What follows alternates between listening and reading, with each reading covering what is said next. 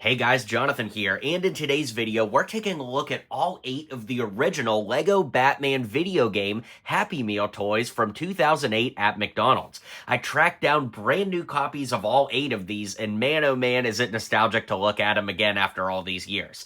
Let me know if you had these, and if so, which ones you had back in the day, or maybe you still have them, and be sure to hit like and subscribe as we get into today's video and break down all 8 of these super nostalgic toys. So we'll start off by taking a look at the Happy Meal box, because as cool as the toys are, the fact that somebody kept the box and I was able to get it is even more rare than the toys, as crazy as that is. But as you can see, there's all kinds of like little games and activities and punch-outs all throughout. You've got a Ronald McDonald cameo there. Inside, you can see I put all the bags from when I just opened them. And on the other side, you can see that the girl toy at the time were these Wizard of Oz Madame Alexander dolls. Honestly, they look really cursed, but that's not saying much because the Joker toy in this looks really cursed. There was a sneak peek for Barbie and Hot Wheels coming up the month after that. You've got all your games. And look at this, all your calories too. Wow, that's crazy. But on the inside, I've got all the bags from the toys, which is pretty cool. You know, getting these in their original sealed form, it was so nostalgic to open these up. I actually did a short form video where I've got the clips of me opening all of these. But just to give you a for instance, on the inside, there was a little advertisement for the Harley Quinn Hammer Truck set. And then the instructions for each toy. And then each toy actually had a cheat code on the bottom. And I assume that unlocked something in the game like related to that toy. But I don't know. I guess somebody in the comments can let us know what those cheat codes actually did. Ooh. All right, let's get into the review starting now. So here we are with our very first toy, and this is the Batboat. Now, this is loosely based off of the toy from the Killer Croc set, and as you can see, we can actually move these wings. They actually came in their own assembly in the bag, but they're permanently in there, or I think. No, I guess I just lifted it out. How about that? I thought that they were in there a lot more permanent than that, but regardless, as you can see, we've got that cheat code on the bottom there. If anybody needs the cheat code, I guess there it is. And then we can take the Batman toy, and you'll see that he actually spins around once he's put into place. So you could click him in there, and now you can see he's facing forwards in the toy. That's pretty ingenious. And I've been having some issue with this to get it to launch. Let's see if it does it. Oh, wow, it did it. How about that? All I had to do was call it out. So yeah, there we go. We'll do it one more time. Well, we'll try to do it one more time. Yeah, see? It did it really well that first time, and then this time it just does not want to do it. Yeah, so there you go. I guess you get what you pay for 17 years later with this toy, but still really cool, and I think it makes for a great display piece for sure.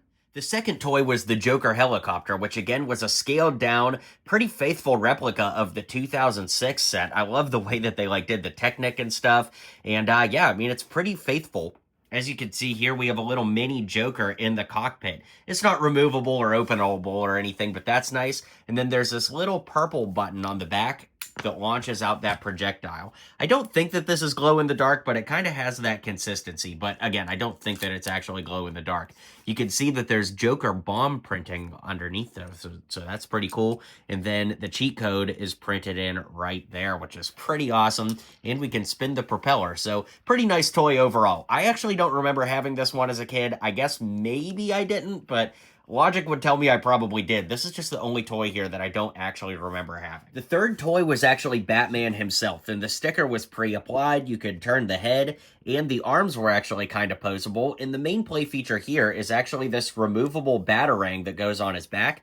You can see that there's that pin, and you just stick it in there, and he can wear it like bat wings. But the main play feature was you put this batarang in his hand.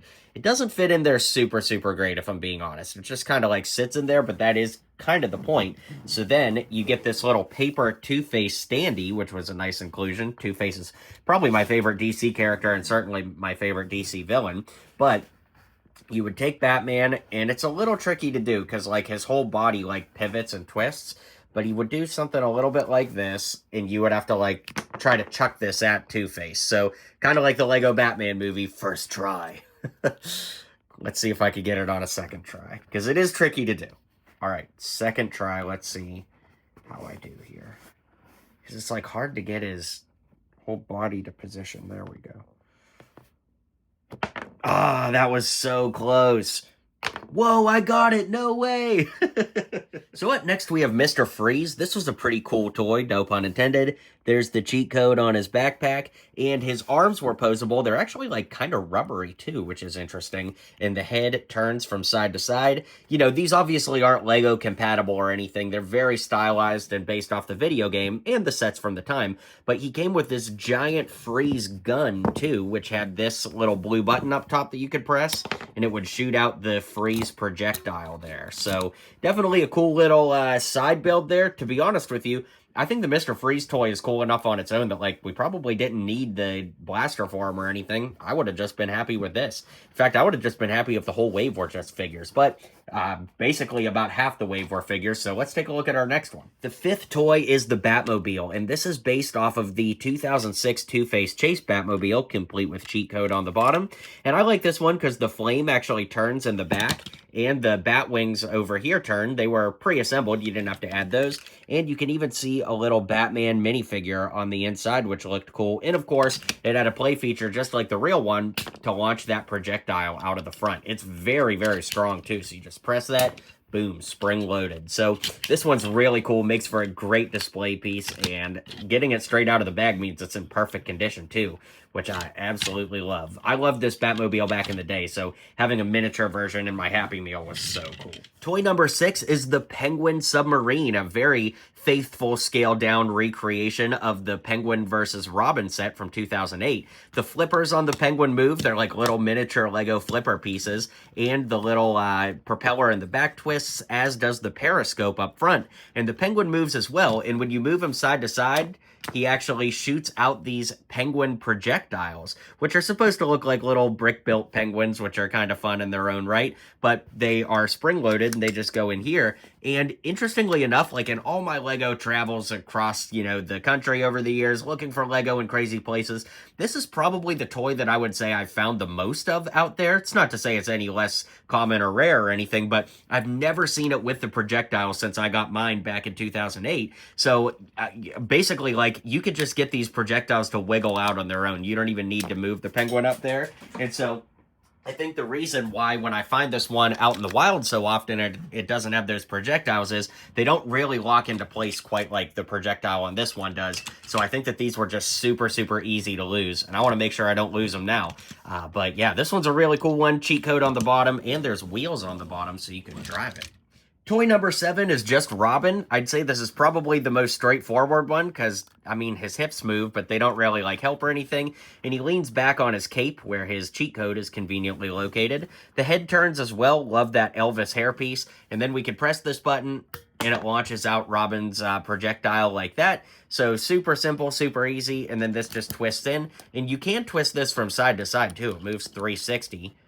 And I like that the Robin projectile actually has like the Robin R logo on it, and just makes for a really, really cool little side toy. I dig this one a lot.